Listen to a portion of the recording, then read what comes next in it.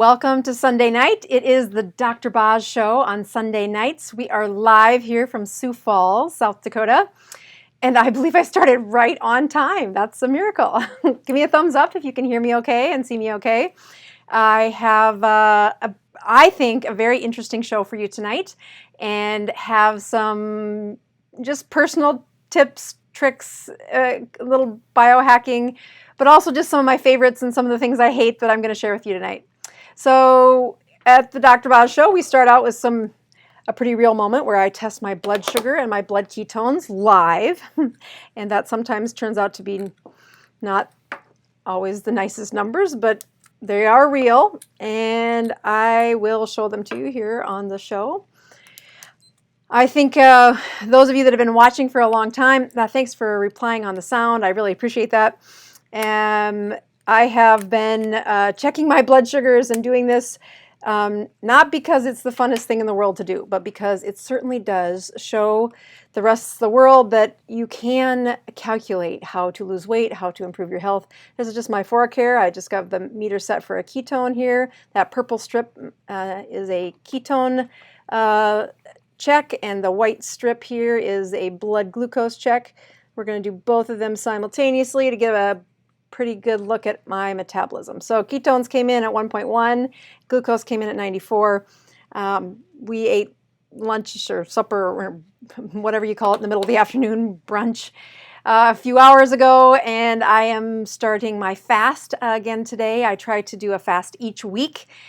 And again, not because it's fun, not because, let's see here. I'm going to see if I can take this away and this one on. There you go. Not because I can super love to go without food. I'm human and I like eating just as well as anybody else. But the idea of fasting and watching what your metabolism does and studying how well you are responding to a stress of your metabolism, I think has been probably the most connected advice that I give to patients now is you can take my word for it, or you can measure yourself. And I don't just mean this in a metaphorical or a cliche kind of way. I actually mean that I measure my metabolism. I can check to see how it's doing, and I can use it to monitor my performance.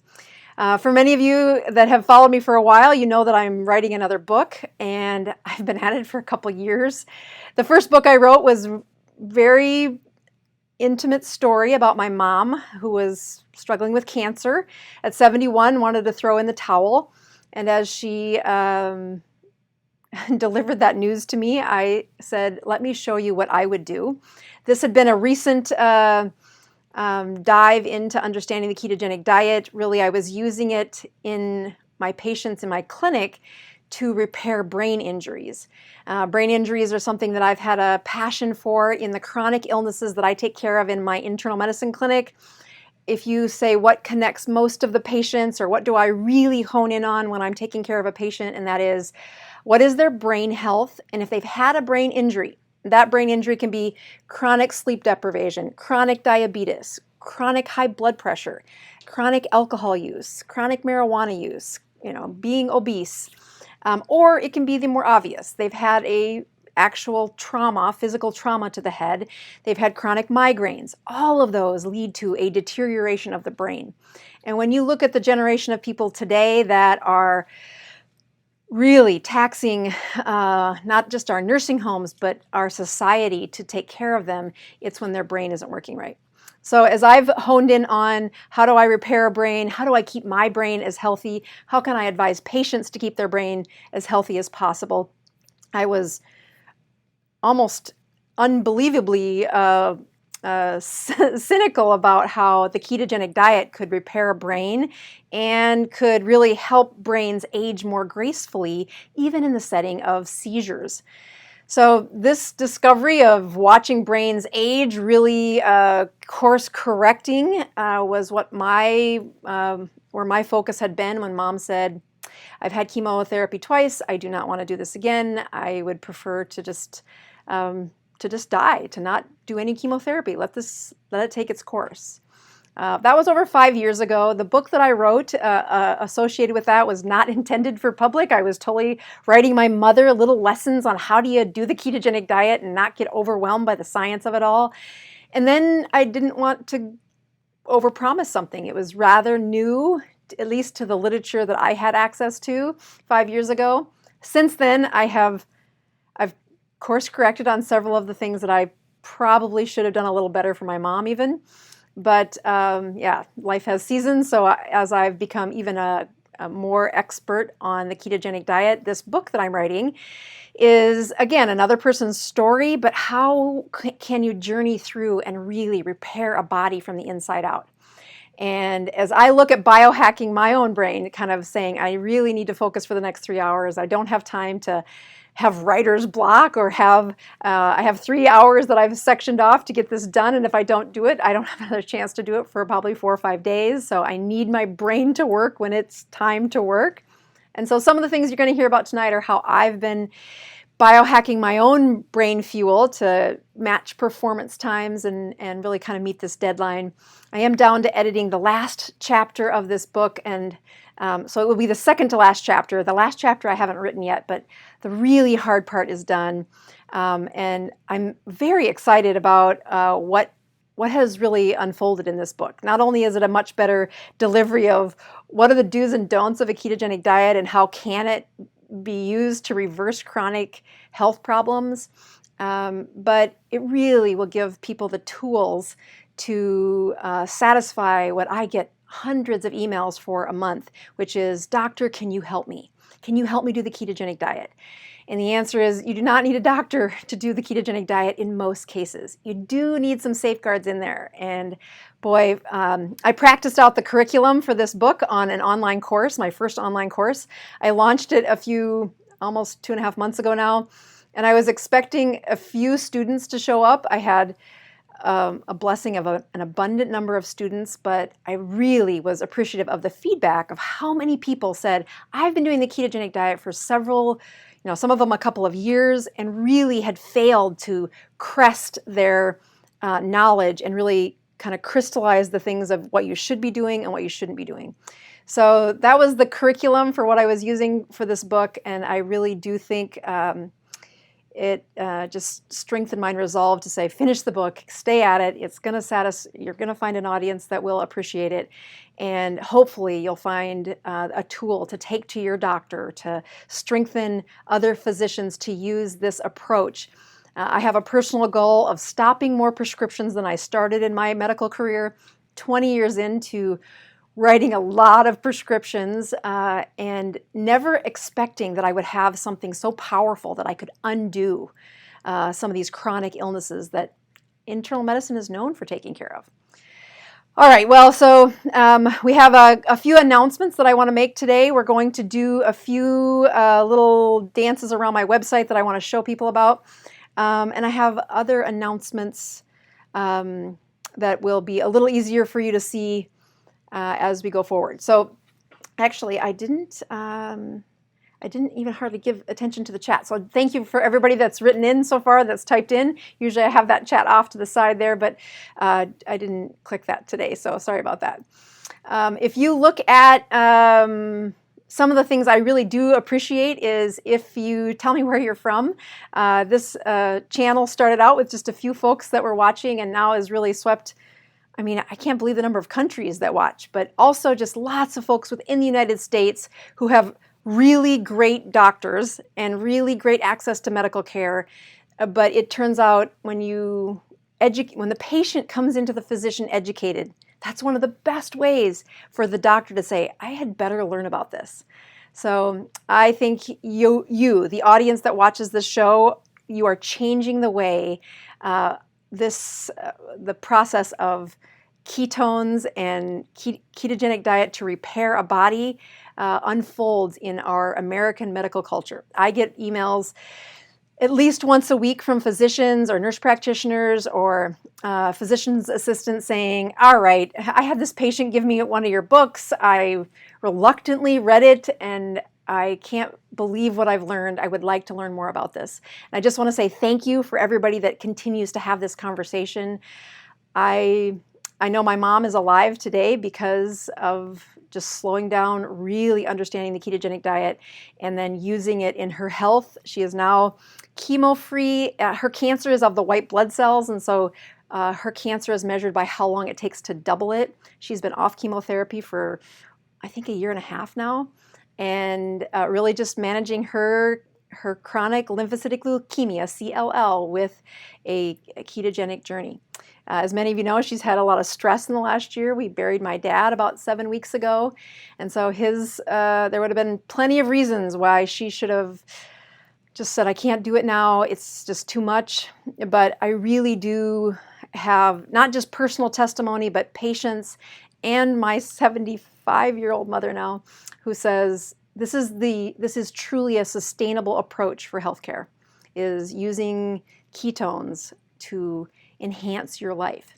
So let's talk more about that. We are going to hop over and give you a couple things for Dr. Boz favorites. I show this because I really do want you to go to bozmd.com and click on that little red part that says Dr. Boz favorites. I get lots of people who write in every week saying, what's your opinion of? And if they would have just clicked here, they could see this list is not very long. This is what I use either in my family, or I have put my own name behind a product if I couldn't find what I thought it should be for quality and reproducibility. So I'm going to show you, first of all, I have a couple of announcements, but a couple of things that I've played with over the last couple of months that I think it's worth sharing. I think you're going to see when I go talk about suppressing your appetite here in a minute why I'm highlighting this. So let's see if I can, here we go. So first of all, I have an awesome announcement to say. I have been working on a couple other places where you can add ketones to your diet, and I always start with things that bother me. And one of the things that's bothered me has been that when you buy chocolate ketones, it was made with really, I would say unpleasant is probably my favorite way to be nice about it. Unpleasant taste of, I think they would call it chocolate-like flavors or something like that. Anyway, when you look at ketogenic diet and look at ketones, which you can make in a lab, you can find lots of products that do this. But I have patients check their ketone numbers, and if the product doesn't increase their ketones, party foul, because I asked them to buy it. It's expensive, and when it doesn't raise their ketones, we both get irritated. They spent the money, and I'm the one who told them to do it. So unlike a prescription where I know it was very well controlled, I have, I didn't want to do this, but I pushed over the threshold and said, all right, I'm just going to make my own. And one of the most irritating things I saw when they were using chocolate in combination with ketones is they would use chocolate flavors. And I'm like, wait a minute, cacao powder is fat. It is the kind of thing that matches a ketogenic diet. I don't know why you would have aversion to it. I mean, it is more expensive to use cacao powder for the chocolate flavor, but when they would use substitute chocolate flavors, first of all, it did not taste like chocolate. It was awful. What it did do is it added things that I don't think you should be adding all that stuff to a product. So I am really happy to show you. This has been on the market, I think, 3 days. I made a really small batch, so there's only a few hundred of these boxes available. I'm kind of testing the market to see if people will buy sachets, is what these are called. I think it is more travel. I mean, instead of having a canister, it's easier to have a sachet or a little packet with you. So it's the first one of these that I've done this way instead of in a canister. And it's kid tested. So as many of you know, I have teenagers at my house, and I would not let them do a ketogenic diet without, or I wouldn't make a keto product without taste testing on teenagers. And if they didn't drink it, then I was like, okay, we're not making that. But so I'm going to open up and actually use these, my new product. And again, you can mix it in water. I'll be honest, one of my favorite places to use this has been my morning coffee. I actually don't use the whole packet in my coffee. I'll use about half for tonight, I am going to put the whole thing in here, and you will see that as you are as you look at the back of a package. I'm going to see if this will focus in. You'll see that there are 3 carbohydrates on there. So I want to explain that because that's something we usually don't want. But if you look at how cacao powder mixes with water, if you want it to settle all to the bottom, then it would have no carbohydrates in it. But there is some xanthan gum that just keeps it from staying mixed. It mixes much easier, it doesn't clump, and it doesn't settle out, which isn't a problem I've ever had when making the other flavors. But when you have actual cacao powder, maybe that's why they put, most people don't use it, but it tastes awesome, and I think it's a better quality product. So anyway, that's available on Amazon now. That's the first day, I think. Maybe it's been out for less than 24 hours. But again, my kids love it. I have a keto group here in Sioux Falls, and I use their taste buds as well, and they actually approved of this too.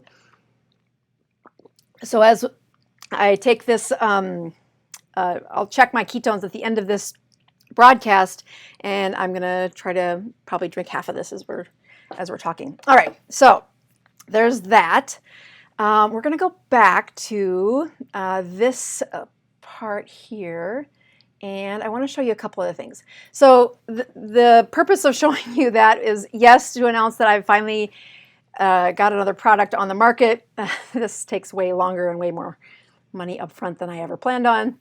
But there are some fun things in here. I'm going to scroll down through what the rest of this list shows you, and I'm going to come back to this bucket of clay. I took a mud bath this past week, and I've been playing with this bentonite clay. I'm going to come back and tell you a little bit more about that in a minute. So I'm just going to show you, as you come to the Dr. Boz favorites, you're going to see not just that new product, but I talk about measuring your own red blood cells, measuring your own fats within your body, using it, skipping the physician order, going directly and ordering this yourself.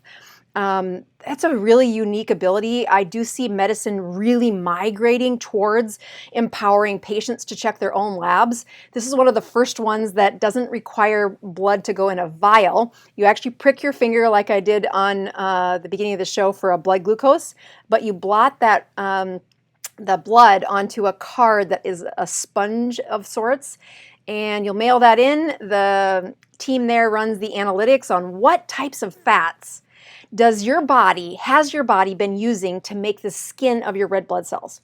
I'll tell you, it is the coolest thing to watch what patients, again, they're worried about, are you going to have a heart attack when you're on a ketogenic diet? I have a couple of really great lectures coming for you in the next month or so, diving into that a little deeper. But it's this test that I say, stop looking at your cholesterol. It really isn't the place you should be looking unless you have an advanced lipidologist and they know exactly what you've been doing for the last 6 weeks in what you've been eating. And I have patients take really amazing histories and keep track of their foods, and even I can't do a better job of assessing their cholesterol than what I learn when I have them do one of these omega-3 tests. So there's that.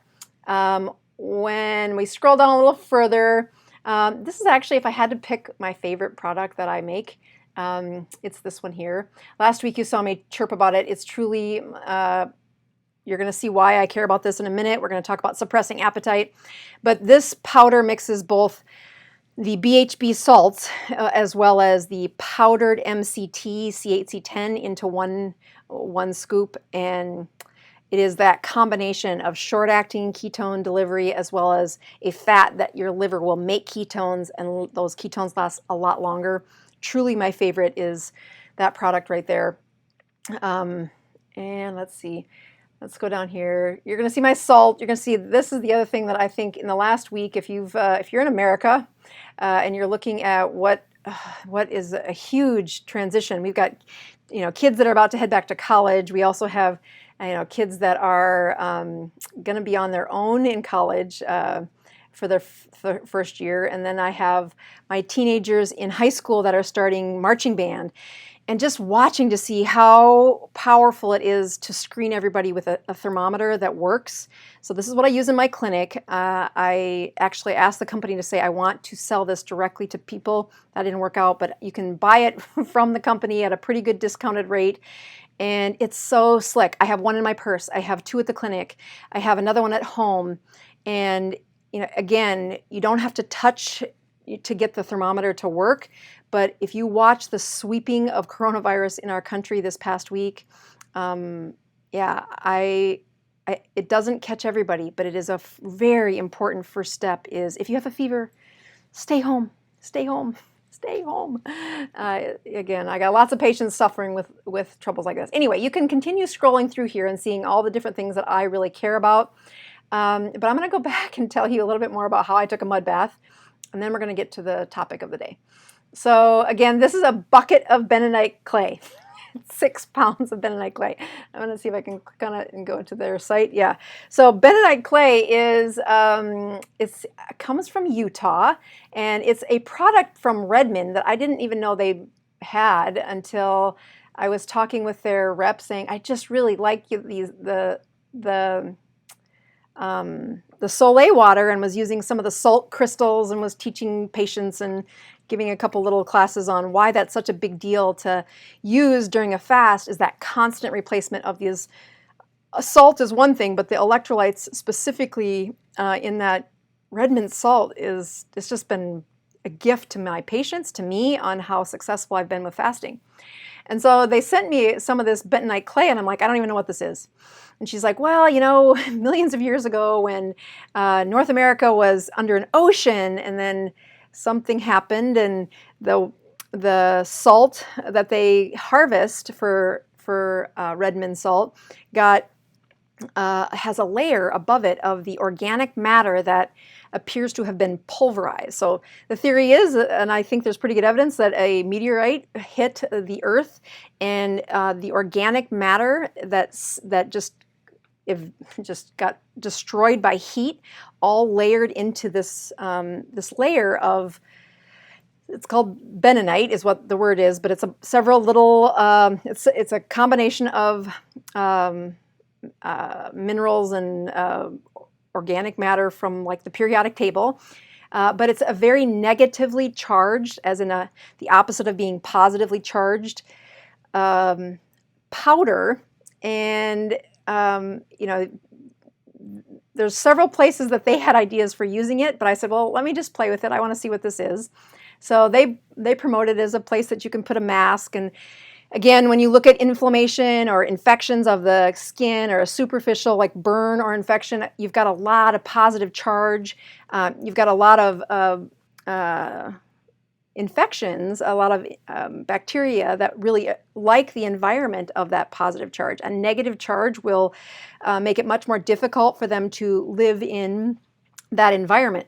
So to have a clay pack over a wound sounds very like tribal or ancient, but there's actually still pretty good evidence that says, yeah, it really does counteract the growth of some of those bacteria. The other place that they have used this clay is for brushing your teeth. And instead of toothpaste, they call it tooth clay. And I'll tell you more about that in a month, because I had my kids all get one and say, I want you to brush your teeth with this for a month, and we're gonna give a review of it in a month. So stand by for that one. But the other thing that the bentonite clay does is it really is it's kind of helps with just exfoliating.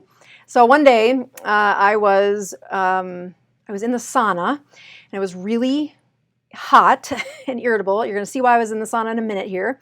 And I got out, and I had read on one of their sites that having a mud bath is a great way to lower your temperature, especially if you're hot.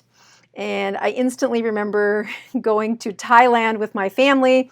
We went and we stayed at an elephant retreat, which meant the kids had to scoop elephant poop for a week. But we got to ride on elephants. We got to also just go to their mud bath and rub down the elephants. But this clay that was associated with the Thailand elephants was also, I think it was like Estee Lauder, who pays quite a bit of money to this specific elephant place to use that clay to put on your face and charge you $100. Anyway, the bentonite clay has been something I've been playing with, and I can't believe how well it works for absorbing moisture. So I've had a couple of pairs of shoes that I thought I was going to throw away because of boys and stinky feet. Pretty good antidote was actually using this bentonite clay. And the other very interesting thing that maybe I'm too much of a chemist sometimes, but if you've ever wanted to use dry shampoo is, again, negatively charged. It absorbs moisture, and they charge you like $12 a bottle. And what's inside it is this aerosolized, very fine powder, but you practically get 2 uses out of each of those bottles. It's awful. It's really expensive. So as much as it's great for absorbing moisture in hair that probably needs to be washed, but also could be used for dry shampoo, gives a little volume to your hair. I was fascinated when I tried this for my dry shampoo. First of all, way cheaper, like probably 5 cents to straighten my hair. But it was fascinating how well it worked. And anyway, so that's something that's made it to my favorites list. It's kind of goofy. I would encourage you to read about bentonite clay because I hadn't heard about this, and it's harmless, but it's fascinating.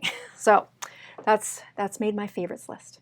All right, let's begin our little lesson here. So we're going to go back to Keynote and here. All right, so we are going to talk about suppressing appetite. Let me begin drinking some of my chocolate. All right. Why would I talk about suppressing appetite? Suppressing appetite has, it's a topic that most people do bring up at some point when they're going through the ketogenic diet or when they're having, attempting to lose weight. Like their appetite becomes their god. As it rises or lowers, they feel great when the appetite's low, but when the appetite rises, it becomes like, oh, this isn't working. Oh, I can't do this. And as you study what makes appetite stronger or less, there's some easy things, some kind of hacks that I'm going to teach you about. I think some of them are not probably as great to use on your body as others, but I think it's worth just learning about. So let's see here. So suppressing appetite, that's what we're talking about. And we are going to first start with using stimulants. So a stimulant is something that you can come to a physician and we can write you a prescription for. But stimulants are something that increase your heart rate. They do suppress appetite. They often increase the way the brain function works. You're going to know some of these easy ones as caffeine. I'm a huge fan of coffee, and I think the antioxidant effects of coffee have been well shown for over 2,000 years. So I don't have much negative to say about coffee. But it does fall into some of the same limitations that other stimulants have.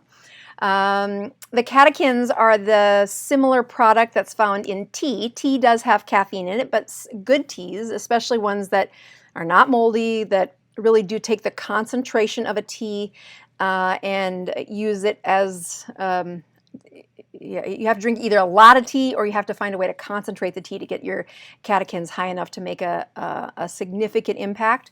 But catechins will also stimulate the body. They will increase the heart rate a little bit. They will suppress the appetite. And finally, the one I put, there's about 15 of them that I could have put on here. Some of them are really popular in the nutraceutical world. I could, of course, put the prescription medications for Adderall or other ADHD type of medications. Cocaine would have been on there, but nicotine is also a stimulant. And when I look at nicotine versus caffeine, first response is that nicotine is banned and you shouldn't have it. But I would caution physicians, but I would also caution patients to say that's not true. Nicotine is a stimulant, and nicotine does not cause the lung cancer or the COPD or the emphysema. The tobacco causes that. The really carcinogenic effect of a cigarette isn't from the nicotinic acid that stimulates the body. It's from the tobacco part. When you look at what nicotine does for increasing your heart rate, really increasing brain function, and suppressing appetite, it works very similarly to caffeine or one of the catechins. The problem with the stimulants are that they have tachyphylaxis. That word means that the more you use them, the less effectively they work. So caffeine or nicotine are really great to use intermittently. That would mean that you shouldn't have it every day, and I'm completely guilty of loving my coffee every single day. Every single day. I don't even try anymore. But when you look at how they are best used as appetite suppressants, it's as if it's after they've had a time where you did not use them. All of these stimulants also do things like raise your blood pressure. They are great at suppressing appetite, but the length of time that appetite suppression works is relative to how much you've overused them. So again, stimulants are part of the equation, but they're not the answer for everything. What I like to focus on, which is a little better for your system, is how can you do a metabolic shift? And when you do a metabolic shift, how does that suppress appetite? Let's talk about that. So a metabolic shift, again, is pushing the body to send signals between the cells that suddenly it's not so important to eat. It is much more important to deal with the issue at hand. So exercise is one of those ways to push appetite down, and really your body starts focusing on the other reasons why you're running so fast. So today it might be a treadmill, or it might be that you're at the gym, but evolutionarily speaking, that exercise was a time where it's not appropriate to be hungry, it's not appropriate to be eating. It is in a really good time to give all of the power that's needed to get away from whatever's chasing you. So exercise, again, one of the places for shifting your metabolic, shifting the metabolic power. But the next one is a raise in your body temperature. And this brings me back to the earlier part of the message I was talking about, which is I was in the sauna. So I have been using the sauna for, we have had one in our house for a few years. When we moved into this house, there was one there, and I'm thinking, I hate being hot, so this is not fun for me at all. But in true fashion, my husband's like, no, there's really good evidence behind why a sauna is a very good part of just, health, and and I'm like, I want nothing to do with the sauna. And I was pretty big in a routine of going to CrossFit, probably 3 to 5 times a week. Well, that season faded, and then coronavirus, and then anyway, I haven't been back to the gym in probably 6 months now. And I have been using, it turns out my husband was right. There's plenty of evidence that when you raise your body temperature, specifically if you get it high enough to hit a body temperature of 101.5, you have ignited a metabolic shift. You've also expressed something called a heat shock protein, which changes the way your cells recycle. It also changes the way your body prioritizes fuel, and it's associated with a suppressed appetite. So looking at times when I've been trying to, I think if you've watched the show for the last few weeks, since the death of my dad, I've been trying to do a 72-hour fast for 8 weeks. This week marks the 7th week, I think. And I think I'm going to make it to 8 weeks for 72-hour fasts. And I'm fascinated how much better I am at saying no during the fast. I still seem to trip over myself when I go to break my fast because I really am. I feel entitled to eat just about anything I want, actually. But watching the struggle of what do you do when you're in the middle of a fast and you're trying really hard to not eat, using prayer has been a huge part of my journey these last few weeks. But as I look at other things that I've done to suppress my appetite in vulnerable moments, the sauna has turned out to be an amazing fix. Like if I do a sauna, I don't want to eat for at least 12 hours. It's shocking to me. And I like to eat. But it also has been a really impressive marker of what it does to my metabolic numbers. My glucose will be suppressed. My ketones are a little higher. This makes obvious sense when you look at the stress that heat, that fluctuation of heat did to my mitochondria. And again, I am keto adapted, so I can respond to that pretty well. The other way, and this has to do with my mud bath, is to lower the body temperature. I am not so good at this yet. So I put some cool water into the bathtub after I was a little in the sauna a little too long. I mean, I think I hit one of the temperatures. I try to take pictures of the temperature as I take it. I think I hit 104. So I want to say that was a defect in the thermometer, but I got it twice. So it was, and I was really hot. It was probably too long in the sauna, but I counterbalanced this by dumping some of that clay into a cool bath, and I took a mud bath. And oh my goodness, I slept so well that night. It was amazing. And it was in the last part of my fast, which I usually am crabby and irritable and I don't do very well. But that stress, of that metabolic stress that happens during a shift in your body temperature, does suppress appetite. Unlike stimulants, it doesn't wear out. Like, you can do this several times and it's like a little workout for your mitochondria. For any of you that have fasted that 72 hours, or you're pushing to a 48-hour fast for the first time, you can find that the night before you break your fast, or the longest you've made it, you can really wake up in the middle of the night with all these ketones and all this energy that is it does not work out well in a real life. I mean, yes, you can have some great numbers, but it's 2:30 in the morning. I don't want to be awake now. But one way to counteract that is to burn fuel before you sleep. Well, I haven't been good at this exercising thing for the last few months, and so I've really used the sauna, and then that particular night where I did the mud bath, I did the sauna, got a little overheated, and took a nice cool mud bath. Oh my goodness, I slept so good, and my ketones did not do that really overshoot spike thing at 2 in the morning that often wake me up and really have been a sour taste in my mouth to say, why do I keep doing this? So if I'm able to lower those ketones enough on that final night of my fast that I get a good night's sleep and I can go to work the next morning and everything's, I'm not sleep deprived because I was up for 3 hours, I really have been thankful for just this little hack of getting my system to burn ketones without running on a treadmill. So the point I'm making is that metabolic shift, why did it work? When you look at changing the metabolism, it is because you shift fuel. Specifically, if you're looking to suppress appetite, it is a very well-documented process that an elevated level of ketones suppresses appetite. Now, you'll hear people on a ketogenic diet say, I'm just not hungry, I'm just not hungry. And indeed, that is partly from the new resource of using ketones for their energy.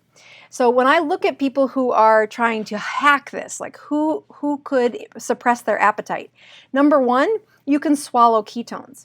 The people that I push to swallow ketones, I actually separate this out into either swallowing ketones or making ketones. So if you swallow ketones, those are, I would encourage people that are not keto adapted. So they're early in the ketogenic diet. They're just trying to dabble with how this feels. I really encourage my patients with brain injuries or depression or even some of the metabolic disorders like multiple sclerosis or like a Parkinson's process. I'd say just don't try to get all the rules right. Don't try to step over the threshold of a ketogenic diet on day one. Let's start by just feeding some of your mitochondria ketones in a can. And it truly is, you do not have to be keto adapted to use them. Not only that, if you have the world's worst gut, and I mean, I get lots of folks writing in saying, Dr. Bosworth, I have had a gastric bypass. I don't understand how I can get past this next hurdle in my journey because my gut is not designed like a human gut anymore. The surgeon cut out a section of it. And by golly, the first thing I tell them is we need your body stimulating autophagy and getting closer to a metabolic shift. And the fastest hack is to swallow the salts called BHB salts which, again, I didn't put my energy and retirement behind these products because they were kind of okay. They were dramatically shifting the course that my patients were on by using them early in their journey. Again, I've said this many times. I'll say this many more times. I do not intend for people to be on them for life. I want them transitioning and using that to say it doesn't have to be as hard. That process of swallowing ketones can really dramatically shift how their brain starts to use not just glucose for fuel, but also begins using ketones for a fuel. When they're not keto adapted, it really is, it's difficult. We're talking about suppressing your appetite, and I'm going to show you some other ways to suppress your appetite that I will use, but I'm keto adapted. I've been at this for a few years. My metabolism will quickly go from one section to the next. So so let's move on to if you're not keto adapted. If you are keto adapted, that would be somebody like me. Been on the ketogenic diet for a while. I've been doing some, like I've got this book I'm trying to finish. I have to have times where my brain, I've only blocked off 3 hours to work on this. I need to get through a couple of chapters. If I fail, I don't have another spot in my schedule for 3 days.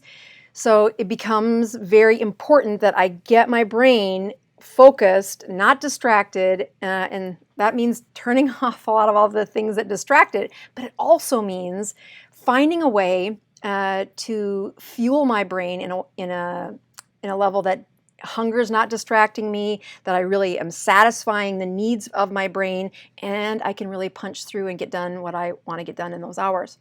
So for keto adaptation, you can make or swallow the ketones. So in tonight's case on the show, you can see me swallowing ketones. That's Ketones-In-A-Can. That's all the products that are on the market that say yes. Very important little trick to use. What I encourage people to do is no matter what product you use, if it's mine, if it's anybody's, be sure to check your ketones 30 minutes after you take them. I am so impressed with, again, I did not wake up one day saying, I want the headache of making my own products. I just was frustrated that I would have patients spend this insane amount of money, and the amount of ketones that are in one scoop of this highly expensive powder was ridiculous. And then they had all kinds of other ideas, throwing in B1 and B12 and all this other stuff that just was filler. I'm like, I don't want that. I want them swallowing ketones. Ketones was the key. Don't screw it up with all the other distracting things that go in there. So swallowing ketones is one way. Making ketones is another way. How do you make ketones? We're going to show you in a second. Swallowing medium chain triglycerides. Medium chain triglycerides, specifically the ones with 8 carbons or 10 carbons, are very easy to absorb, not digest, absorb. For my patients who've had gastric bypass, I push them to say you gotta be teaching your gut first how to absorb MCT C8C10. And I'm not kidding, I have them swallow 1 capsule. I actually have them bite it. And so that's the soft gels that have C8C10 in them are a tiny, tiny, tiny little dose. I tell them, put it in your mouth, bite it. And that is enough oil for some of them. Some of them still get diarrhea from that. And that is just a reflection of how damaged their gut is. A lot of those patients are the ones with gastric bypass, and they just can't seem to find a way forward. I am highly encouraging them to say, you got to swallow the ketones for a little while. You're going to have to use MCT C8C10. And that process of enhancing what those ketones are doing on the inside suppresses their appetite, but also is like baby step number 1 for getting their brain back to where it should be. Okay, let's keep going here. So the next one is eat fat. So if I didn't have supplements, if I didn't have a way to hack my brain, and I was, again, preparing to say I need to focus for the writing session that I was going to do or whatever, I would want to eat fat a couple of hours, and you heard me say that right, a couple of hours before I want my brain to really be in that hyper-focused place. That eat fat without carbohydrates, especially if you're keto adapted, is an excellent way to raise the ketones and really increase the production.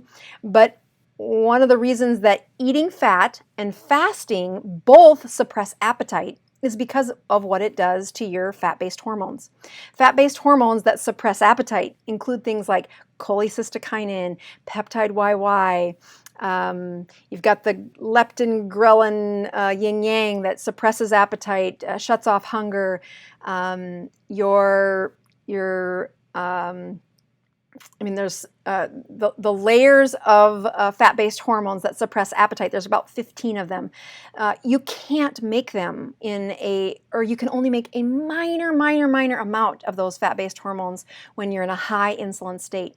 In my patients with chronic inflammation, with malnourishment from a gastric bypass, I want their fat-based hormones to be surging as high as I can get them, because not only does it bathe their brain by decreasing the anxiety, decreasing the signal to want for food, but it is a powerful transition when the fat-based hormones are surging, that you also have that improved mental performance, that concentration, depression is less, anxiety is less, the scatteredness of your brain is less.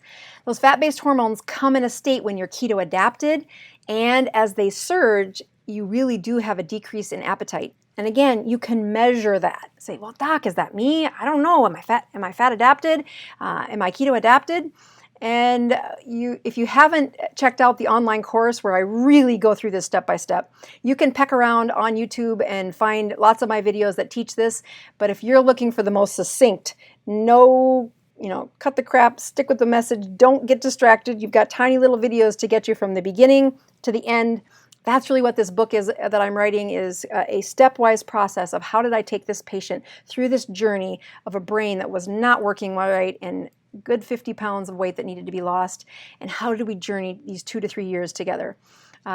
What happens as the patients get better and better at using fat and surging those hormones is not only did their body get more adapted, but they learned that keto adaptation, you can have the first layer of keto adaptation, which is probably 2 weeks into the ketogenic diet, and then your body gets into a plateau, or maybe not a plateau, but it just kind of stabilizes. And unless you push a stress into your system again, people can be keto adapted, but they can regress back to a less adapted phase if they don't find a way to keep exercising their mitochondria. So measuring your numbers is a super important, valuable tool that gives you the freedom to say, how am I doing? And you don't need my answer. You can check yourself. It does come with some knowledge. If you haven't taken the online course and you're looking to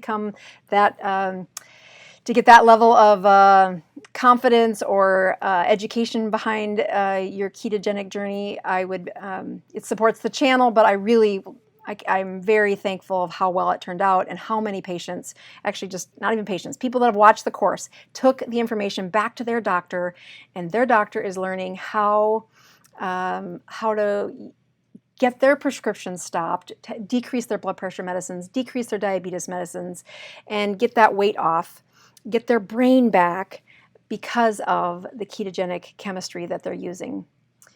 So again, I think that's the last slide. Let me just double check.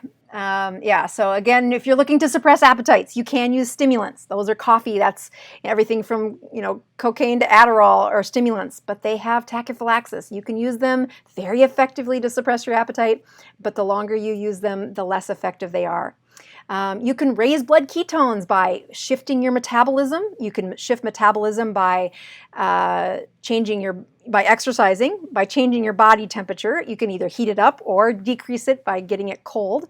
Somebody actually, I was watching one of the comments said, did she really take a mud bath? Yes, I took a mud bath. I used bentonite clay, and I'm fascinated by how awesome my skin was the next day, but it also was just I didn't have like an ice bath or anything. It was just cool water after that hot sauna, but I know that it burned through a bunch of my ketones and glucose because I slept so well that night. It was 72 hours into my fast, and I didn't wake up at 2 in the morning with the high levels of ketones. I got a good set of numbers the next morning, but it wasn't that middle of the night awakening from an overshoot of my ketones. If you're not keto adapted, the way you suppress appetites is you swallow your ketones. If you are keto adapted, use some of the hacks that I went through. I have found that the better I get at understanding my own system and really fighting the world around me that says, oh, you've already fasted 6 times this in the last 6 weeks. Do you really need to do this again? And there's a little devil on the shoulder saying, no, you stop it. You've tried this enough. I don't like fasting any more than anybody else.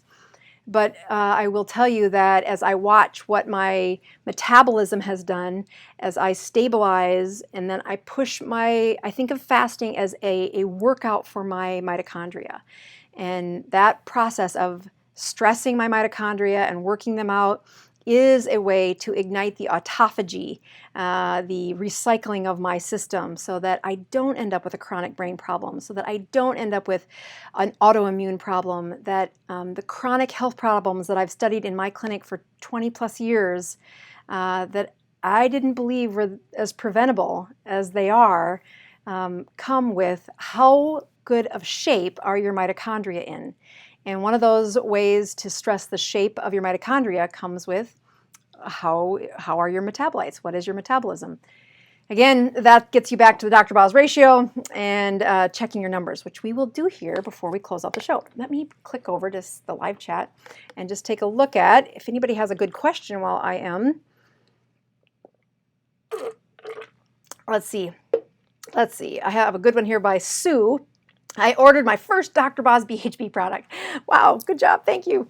Any Amazon review is greatly appreciated. I had no idea how important those were until recently, that if you don't have reviews, you really don't have a chance of competing on that Amazon stuff. But she says, I have osteopenia and on calcium supplements. With the calcium in the BHB, can I stop my calcium supplements? Well, I wouldn't stop a supplement without talking to your doctor.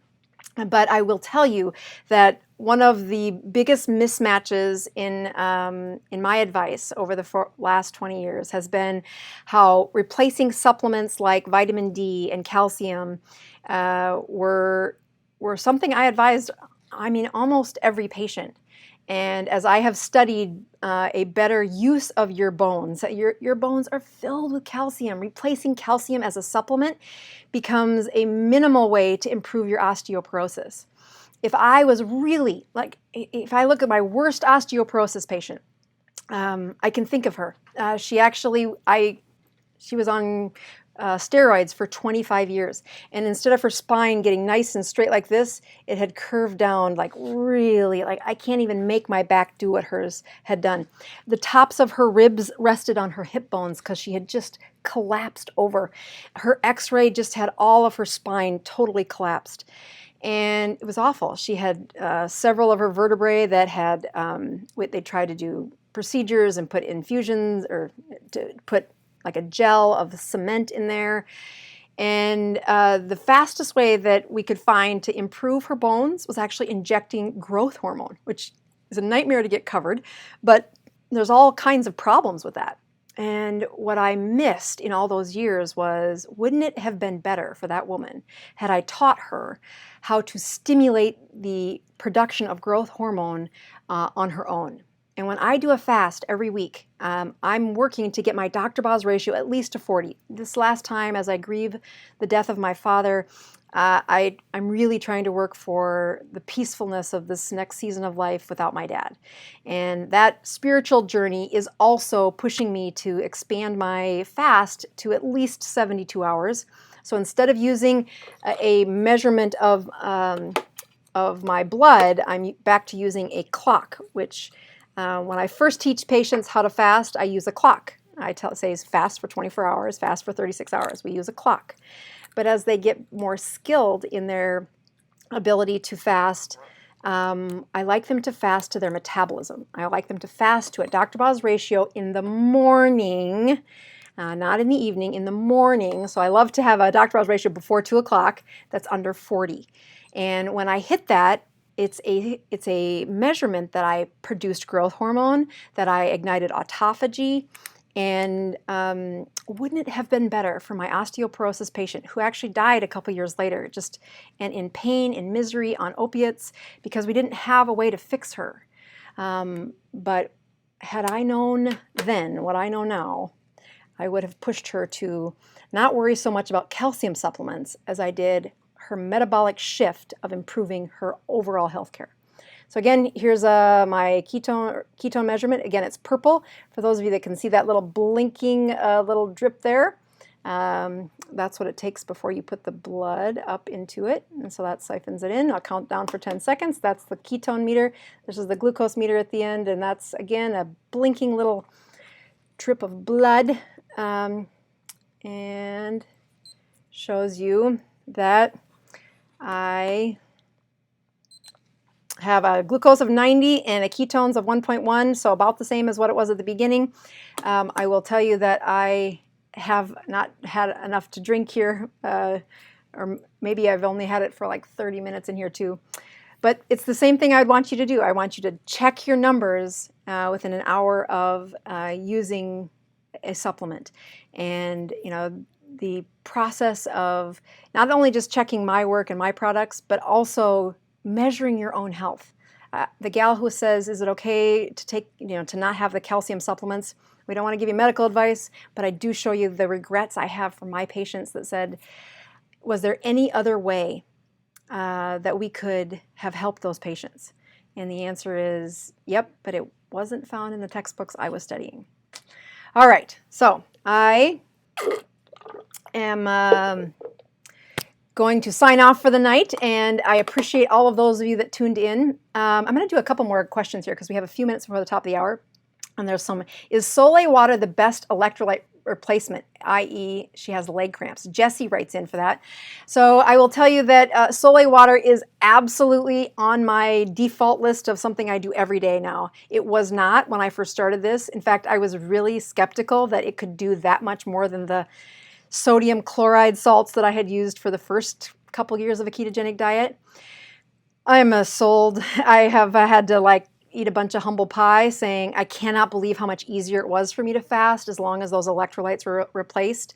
So I do like that. Actually, Redmond salt has an electrolyte replacement. They use their salt in it, and one flavor has some stevia and a flavor in it, but I prefer the unflavored kind. And it's Sole water, but it's in a little packet so that you don't have to have a glass jar near you. But it's they promote it, I think, as a place for exercise. You can use it when you exercise, electrolyte replacement. But if you're having muscle cramps, I would encourage you, first of all, my online course, I do a great job of teaching this. This is not a 30-second replacement, but I'm going to give you the best I can. If you have muscle cramps, it is absolutely magnesium until proven otherwise. There are some really cheap, easy ways to replace magnesium. You'll find a lot of people trying to give you advice on magnesium, and I will tell you, in medicine, if we have one or two answers for a problem, it means the evidence was overwhelming, and you cannot be a respectable doctor without saying, this is how you fix, and then fill in the blank. But if you have 100 people saying, this is the best magnesium, no, this is the best magnesium, no, this is the best if you have all these people telling you our magnesium is better than the next guy's, the subtext is none of them are that great. They all have a problem, and that is too much magnesium at once through the mouth ends up in the toilet. It flushes. It's a great way to fix constipation. Magnesium is a really important part of preventing the muscle cramps. I believe that since I've been using my Sole water, I constantly I put it in my coffee in the morning. I use it in water. My husband thinks I'm totally weird, but I have not had a muscle cramp in over 6 months. And I had a pretty routine. Especially during fasting, I would hit the edge of it. When I have a patient who's really struggling with muscle cramps, I push them to go for a float spa. Float spa is 1,500 pounds of magnesium is saturated in a bath water, and you lie in it, you float in it for an hour. And the amount of skin exposed to that dense concentration of magnesium is an amazing way to replace magnesium. But you can't just do it once. If you're having muscle cramps, I usually tell my patients muscle cramps mean 5 floats. And I like it to be done over 5 floats in 10 days or 7 floats in 14 days. What you're really doing is you're making up for lost time. You're trying to replace magnesium to the, you've got several pockets that are empty. So as soon as you put magnesium in circulation, those pockets are going to steal it away. Your kidneys are going to flush some of it out to get your replacement so that you don't have muscle cramps anymore. It's not just one float. You gotta put in the time and really push to keep that magnesium truly replaced. So once you get out of the danger zone of muscle cramps, I'm a big fan of Soleil waters. You can go to that Dr. Boz favorites. You can find my salt-sucking rocks, which really are the crystals I put in the glass jar for my Soleil water. And I will tell you, I have not... I really appreciate Redmond Salt for how much they have taught me about the micronutrients found in salt. And again, I think my nephrology teacher from medical school could learn a lot by what I have learned in the last 2 years of teaching people about kidneys, kidney failure, that's what my dad died of, the ketogenic diet, balancing those electrolytes, and then replacing magnesium in a way that doesn't give everybody diarrhea. All right, I could go on for hours. I really do appreciate appreciate how much the community has been supportive of teaching people about the ketogenic diet. I obviously do this on Sundays because I want to be a voice for people to improve their health. And I believe you can do that one ketone at a time, week after week. I'll keep coming back on Sunday nights. We will be signing off. I'm Dr. Boz. We'll see you next week, everybody.